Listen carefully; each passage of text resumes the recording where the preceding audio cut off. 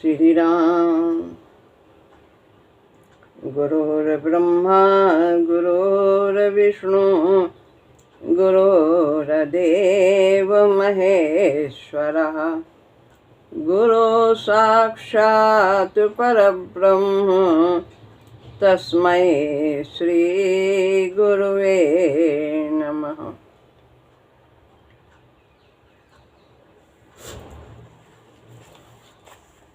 श्रीमद् भगवद गीता अध्याय 6 श्लोक है 24वां और 25वां।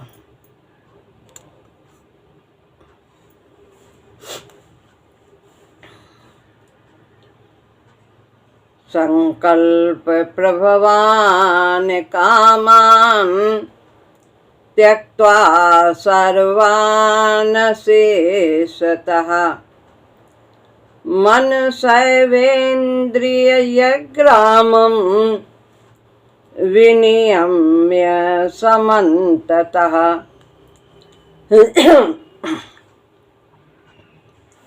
25वां श्लोक भी शनैः शनैरुपरमेत बुद्ध्या धृतिग्रहीतया आत्मसंस्थं मनः कृत्वा न किंचिदपि चिन्तयेत्।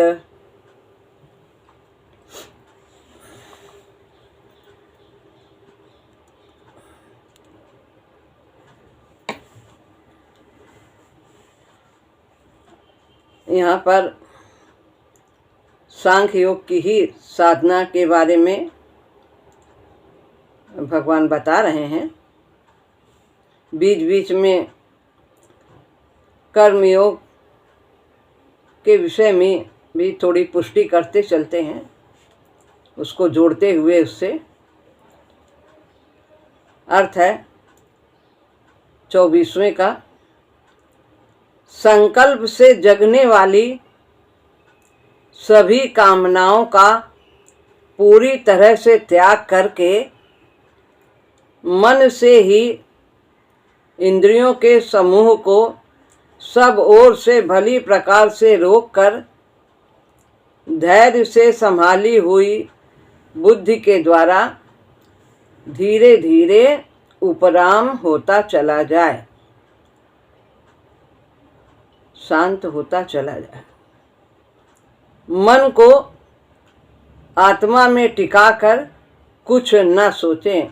ये 25वें का भी अर्थ है। इसमें धीरे धीरे शनैः शनैः इस प्रकार धैर्य से संभाली हुई बुद्धि के द्वारा उपराम होता जाए और मन को आत्मा में टिकाकर कुछ फिर न सोचे। तो क्या करना है साधक को? योग साधन वाले यानी ज्ञान मार्ग के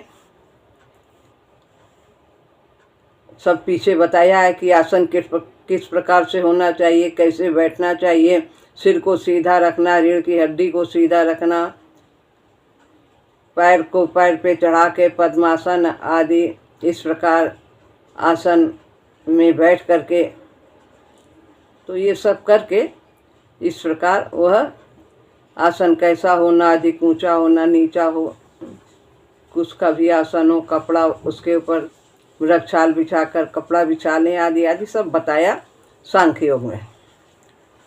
आसन पर बैठकर साधन करे, फिर सभी कामनाओं का पूरी तरह से त्याग करे। कौन सी कामना है? जो संकल्प से जगने वाली सभी कामनाओं का विचार करके अब हम इतना बड़ा कार्य करेंगे तो उसका यह लाभ होगा, इससे हमारी बहुत वाहवाही होगी। तो ये सब जो कामनाएं जो विशेष रूप से हम जिन पर विचार करते हैं, संकल्प से युक्त कामनाओं का पूरी तरह से त्याग करें। ये हमारा सोना जगना खाना पीना आदि इसमें नहीं सम्मिलित है। इस साधन में कामनाएं मन को चंचल कर देती हैं। क्योंकि अगर कामना होगी तो मन चंचल रहेगा, साधन में मन नहीं लगेगा। मुझे अभी उठकर यह काम करने हैं, ऐसा विचार काफ़ी परेशानी का कारण हो सकता है। ध्यान में बैठे हैं लेकिन क्या क्या करना है भविष्य की सोचते जाते हैं। बड़ी कामनाएं कितना परेशान करती हैं इसका अनुमान कठिन नहीं है। सब लोग जानते हैं कि किस प्रकार से साधक उन्हीं में उधेड़ बुन करता रहता है। धन कमाना है, बेटी का ब्याह करना है, चुनाव लड़ना है, यश कमाना है, व्यापार में पैसा पैदा करना है, लाभ चाहिए, आदि आदि कामनाएं, ये इनका कोई अंत नहीं है। व्यक्ति को उन सभी को छोड़ना होगा। कैसे? पूरी तरह से छोड़ना होगा। तो जो हमारे लौकिक कर्तव्य हैं, सांसारिक कर्तव्य भी रहते हैं, लौकिक व्यवहार हमारा रहता है, देनदारियां रहती हैं, उनसे संबंध रखने वाली कामनाएं भी छोड़नी होंगी। कैसे करना है? उनको कर्तव्य की दृष्टि से करना है। तो इस प्रकार जब करेंगे फिर कर्म योग इसमें आ गया। यदि इस योग में सिद्धि चाहिए तो कामनाएं छोड़नी ही चाहिए, छोड़नी ही होंगे। जब तक चाह है, इच्छा है, कामना है, तब तक अटक बनी रहेगी, फसाव बना रहेगा। जैसे कपड़ा कहीं फंस जाता है चलते चलते, तो फिर हम वहीं रुक जाते हैं, अटक हो जाती है। जब तक उसे निकालते नहीं हम आगे नहीं बढ़ पाते। इसी बात को समझते हुए समझदार लोग संन्यास मार्ग में झट से प्रवेश नहीं करते कि सभी कामनाओं को छोड़ना होगा और हम गृहस्थ में हैं, कैसे छूट पाएंगी, तो अभी संन्यास नहीं ले सकते हैं, कामनाएं तो रहेंगी ही, परेशान करेंगी ही, मन चंचल होगा ही। कई कर्तव्य तो पूरे होकर ही छूट सकते हैं, बहुत से ऐसे कर्तव्य उनका हम त्याग नहीं कर सकते। हम यदि गृहस्थी में हैं तो कर्तव्य जब पूरे निर्वाह उनका कर लेंगे तभी उनका अंत होगा। ऐसे कर्तव्य होते हैं, बेटी बेटा है उसको पढ़ाना लिखाना, शादी ब्याह आदि इस तरह के कर्तव्य। संतान उत्पत्ति भी तो जरूरी है सृष्टि को चलाने के लिए। जिसने गृहस्थ किया है उसे अपने कर्तव्यों की प्रतीति होनी स्वाभाविक ही है। वो तो जानेगा ही कि हमें क्या क्या करना है। गृहस्थाश्रम में हैं तो सभी कुछ उसमें कर्तव्य होते हैं, परिवार होता है। उस प्रतीति से, उस बंधन से व्यक्ति कर्तव्य भावना के लुप्त हो जाने से ही हो सकता है। तो जो ये प्रतीति है कामना की, इनके लिए हमें क्या क्या करना है, परिवार के लिए, बच्चों के लिए आदि के लिए, तो ये जो बंधन है, तो जब कर्तव्य भावना के लुप्त हो जाने से ही ये बंधन मिट सकता है। जब हमारे कर्तव्य पूरे हो जाएंगे या हमारा ये भाव नहीं रहेगा कि हमें इनके लिए कुछ करना है, तभी हम मुक्त हो सकते हैं, वैराग्य हो जाए पूरी तरह से। वाचा वेदांती कर्तव्य भावना को लुप्त करने का उपाय कहते हैं।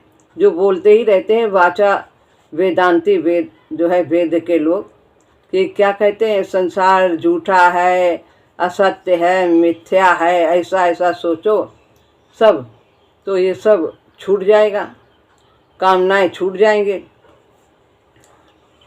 कहते हैं कि ब्रह्म सत्य है, जगत मिथ्या है, ब्रह्म सत्य है और जगत मिथ्या है।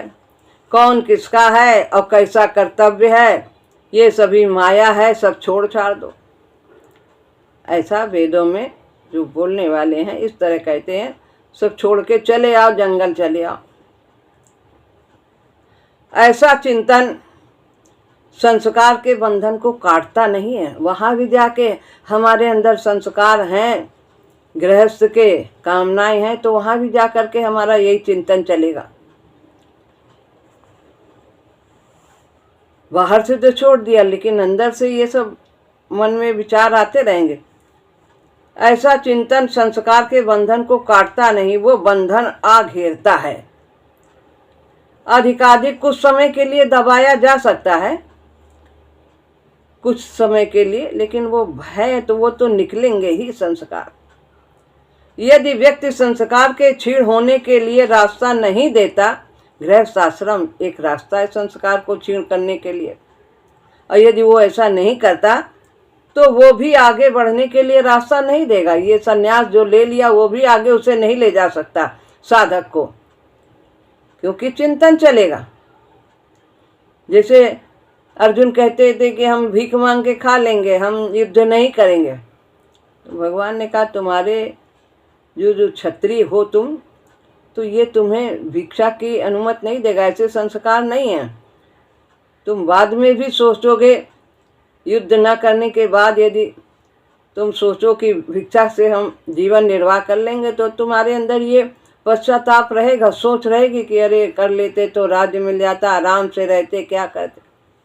तो संस्कार कहाँ छीड़ हुए, दबे ही तो रहे। यदि व्यक्ति संस्कार के क्षीण होने के लिए रास्ता नहीं देता, तो वह भी उसे आगे बढ़ने के लिए रास्ता नहीं देगा, उसे विकास की ओर नहीं ले जाएगा। संस्कार तो क्षीण करना ही होगा, उसे किसी भी तरह से क्षीण करे। अधिक विवेक जागृत हो जाएगा तो फिर वो क्षीण हो सकता है, लेकिन अगर अभी विवेक कमजोर है, संस्कार बली है, तो रास्ता तो देना ही होगा। अग्रगति असंभव होती है, इसीलिए तो संन्यास लेने के लिए पुत्रोत्पत्ति का नियम था कि जब पुत्र हो जाए तब संन्यास लो।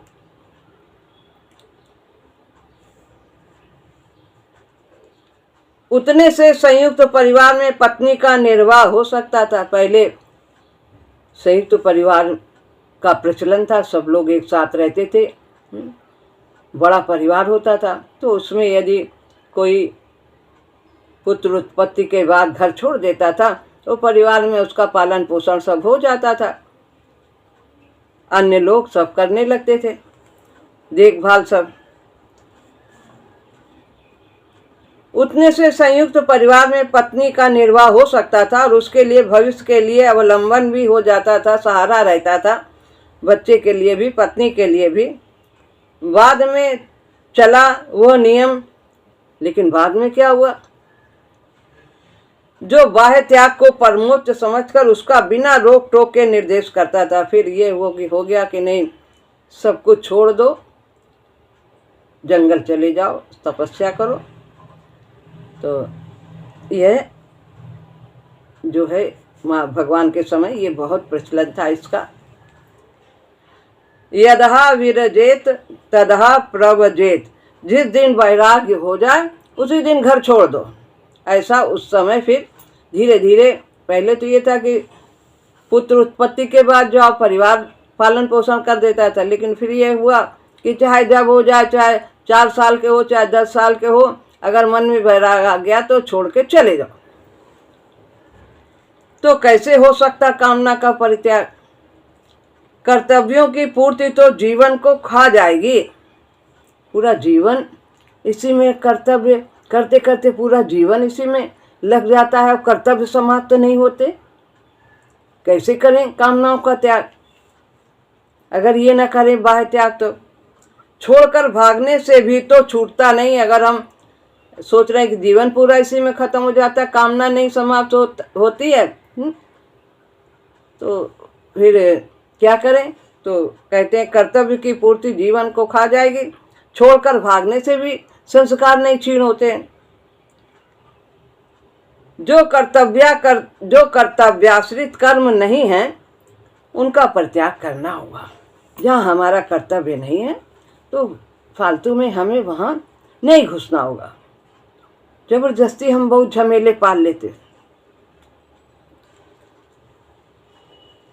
विवेक के द्वारा कामना दुख की जननी है, ये विवेक जागृत करना है। जो जिनकी हमें आवश्यकता नहीं, इस प्रकार की बहुत सी महत्वाकांक्षाएं हम पाल लेते हैं। तो विवेक के द्वारा कामना दुख की जननी है, ये सोचना चाहिए कि कामना दुख को उत्पन्न करती है। कामना माँ है दुख की, जितनी कामना होगी उतना ही जीवन दुखी होगा। इस प्रकार का विवेक जागृत करना है। चंचलता की माँ है और चंचलता को भी जन्म देती है। परेशानी का घर है, अज्ञान की पुत्री है। जब अज्ञान होगा, मोह होगा, तभी तो कामना होगी। तो अज्ञान इसकी माँ है, अज्ञान की पुत्री कामना है। अज्ञानता के कारण ही कामना उत्पन्न होती है। ये सब विवेक को जागृत करना होगा। कर्तव्यों के पालन के लिए कर्मयोगी की भांति यत्न करना होगा। ये हमारे कर्तव्य हैं। तो जैसे कर्मयोगी है, अपनी सभी कर्तव्यों का निर्वाह करता है। कैसे? निष्काम भाव से। कर्म में अकर्म देखना, अकर्म में कर्म देखना। आखिर प्रयत्न तो किया जा सकता है, हमेशा कर सकते हैं। कर्म की विशाल गति को समझते हुए। कर्म की विशाल गति है, क्या है? कर्म का मतलब है यहाँ सकाम कर्म से है। कर्म की गति क्या है? कर्म फल कर्म की अनिवार्य आवश्यकता है। यही कर्म की गति है। फल मिलेगा, सकाम किया तो फल मिलना है। फल मिलना कहाँ है? यही भौतिक जगत में मिलेगा। आवागमन होगा, फिर और नए संस्कार बनाएंगे। एक संस्कार क्षीण करने के लिए और कितने नए क्रियान्वित कर लेंगे। तो यह कर्म की गति समझना है कि सकाम कर्म बंधन का कारण है। हमें कैसे करना है? कर्मयोगी की भांति। जो सांख्य योग है, इसमें भी कर्मयोगी की भांति कर्म करना होगा, निष्काम कर्म करना होगा। फिर चंचलता नहीं होगी। समय आने पर व्यक्ति उससे भी मुक्त होता है, कामनाओं से फिर मुक्त होता जाता है। जब हम निष्काम कर्म करते रहते हैं, कर्तव्य तो करना ही, कर्म जहाँ भी रहेंगे कुछ न कुछ हमारे लिए कर्म रहेगा। पर यह न भूलना होगा कि बिना कामनाओं के परित्याग के चैन नहीं है। चैन नहीं है। जब तक कामना है, छोटी सी भी है, वो अशांत किए रहेगी। तो कामनाओं का विहाय कामान्या सर्वान, सभी कामनाओं का त्याग करना ही होगा।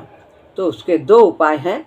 एक भक्ति मार्ग का, प्रभु की शरण में होने का, इससे कामनाएं शांत होती चली जाती हैं स्वाभाविक रूप से। और दूसरा सांख्य योग में वह कर्मयोग का आश्रय लेते हुए वह अपने विवेक के द्वारा कामनाओं के बंधन को ढीला करता चला जाता है।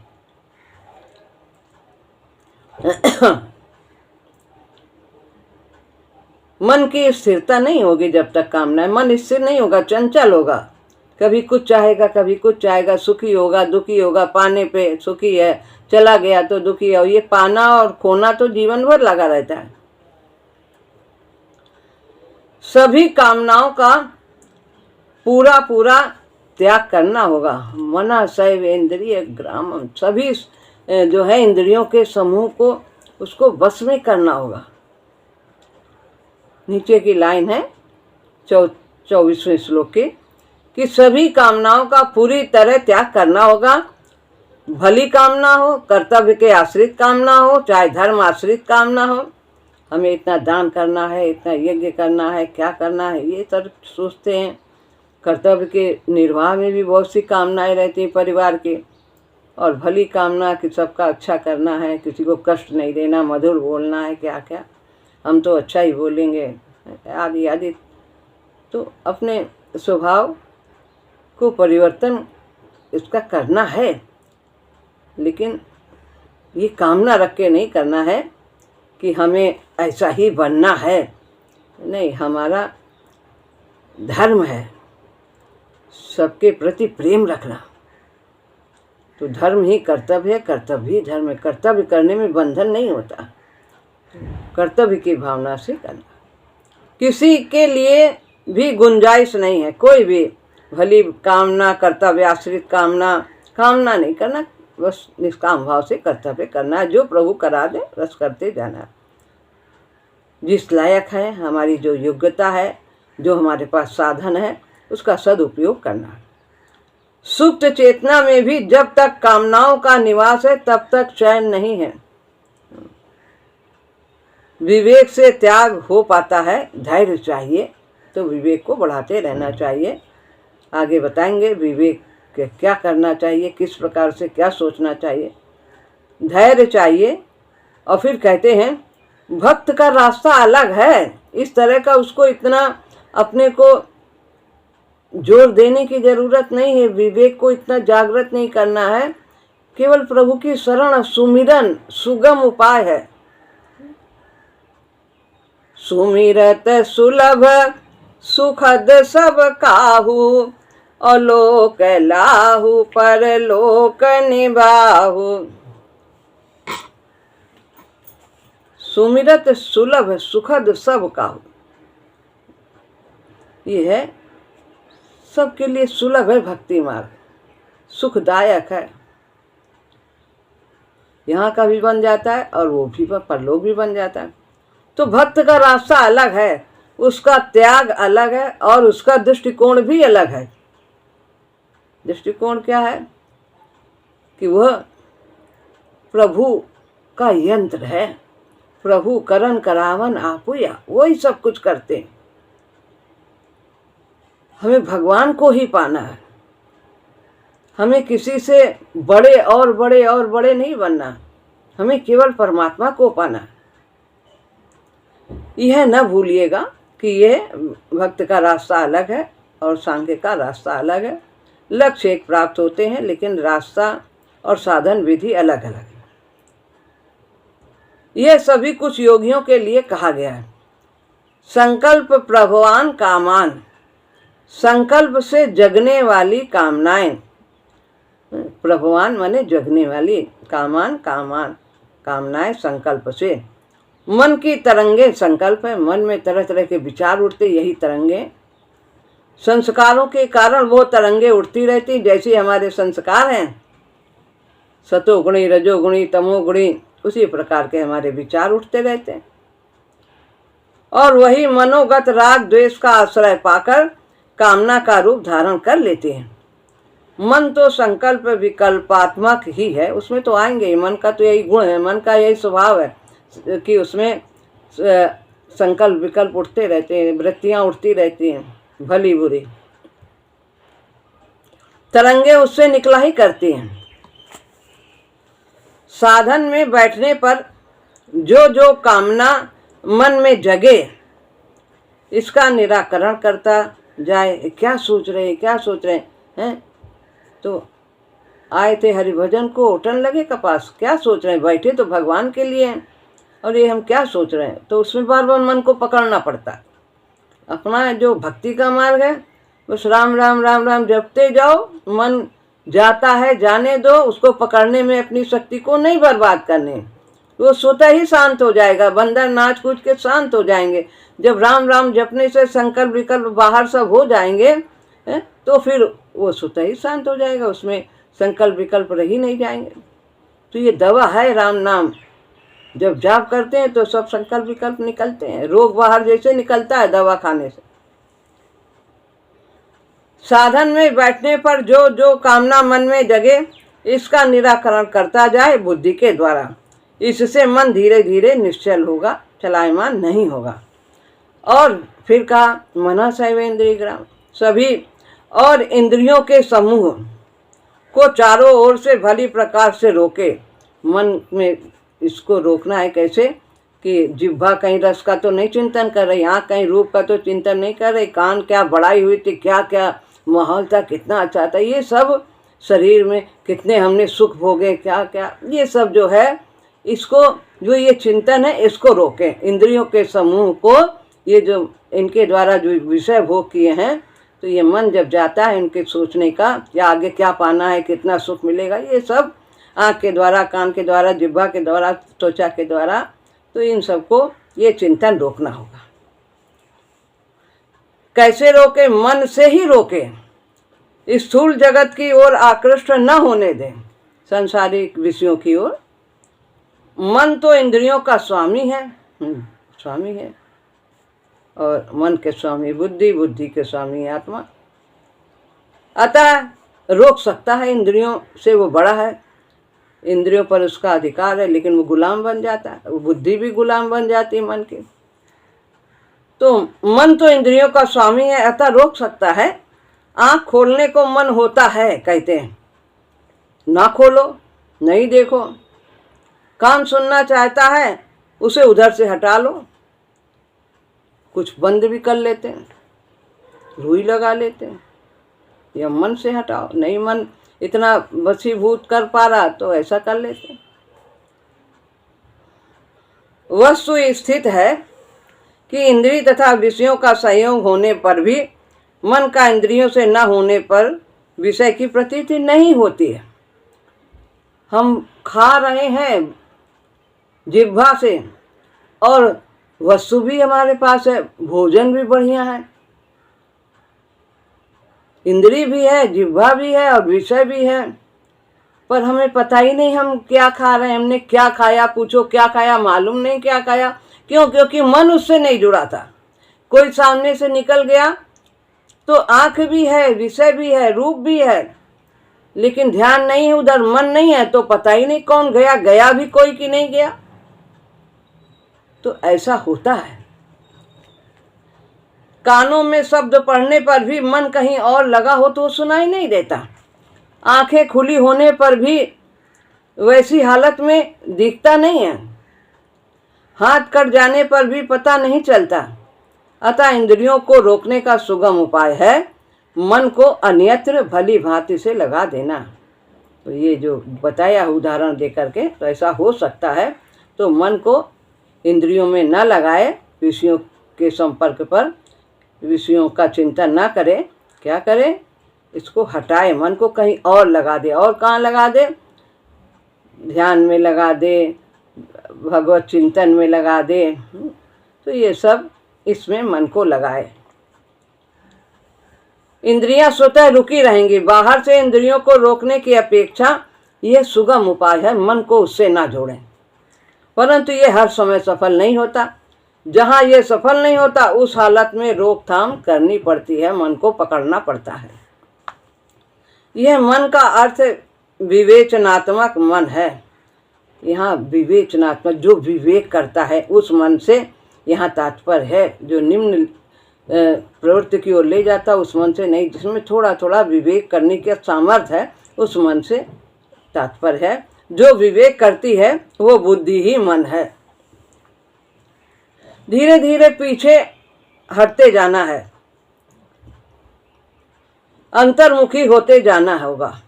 बाहर की अपेक्षा, बाहर की चीज़ों से सुख प्राप्त करने की अपेक्षा, इससे मिलेगा आराम, इससे सुख होगा, इससे, ये सब चिंतन छोड़ के अंतर्मुखी होना है। अपने अंतःकरण में देखना है हमारे अंदर क्या विचार चल रहे हैं, कैसा सोच हो रहा है, भली हो रही बात का चिंतन हो रहा कि बुरी बातों का चिंतन हो रहा, क्या हो रहा।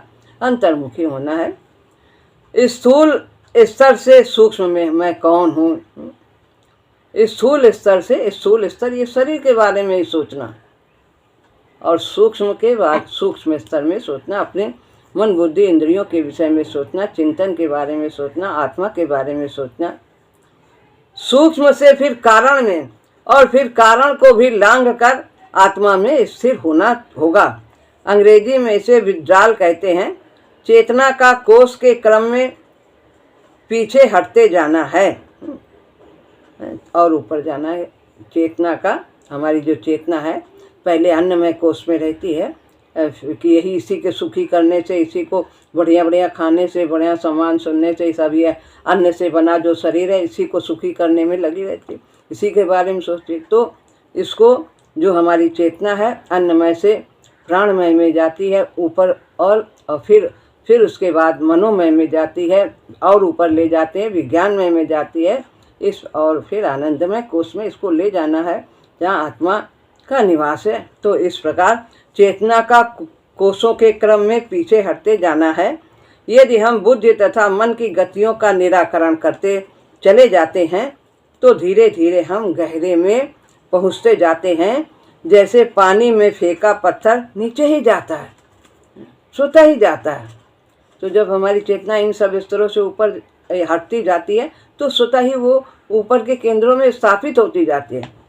तो जैसे पानी में रेत बैठ जाता है, पानी के टिकते ही, पानी यदि हिल नहीं रहा है तो रेत नीचे बैठ जाएगी।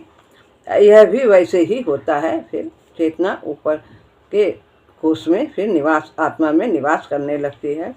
इसका उपाय संकल्प विकल्प को जोर से दबाना नहीं है, अपने को ढीला छोड़ना है। जगने वाले संकल्पों को विवेक की आंखों से देखते जाना है। क्या विचार आ रहा है, क्या विचार आ रहा है, ये ठीक है, ये नहीं ठीक है। वो स्वतः ही निराकृत होते जाएंगे। ऐसा करने से उनका प्रादुर्भाव कम होता चला जाएगा। वे कम आएंगे संकल्प विकल्प। धीरे धीरे उपराम करें। जल्दी ही पीछे हटना हो नहीं सकता, एकदम से बदल नहीं सकते। जितना जल्दी करना चाहेगा उतनी ही देर लगेगी और उसमें अटकन आ जाएगी और उलझ जाएगा। उसकी उत्सुकता ही उसे चंचल कर देगी। तो उतावलेपन का काम नहीं है। जैसे हाथी आराम से बैठता है, ऐसे ही आराम से मन बैठा करता है। अतः शीघ्रता से कुछ पा जाने की सोच न करें। इस विषय में विशेष प्रयत्न फलदायक नहीं है, उसके प्रति ठीक समझ आवश्यक है। कहते हैं फिर धैर्य से संभाली हुई बुद्धि के द्वारा तो मन को शांत करें, मन इंद्रियों पर काबू करें।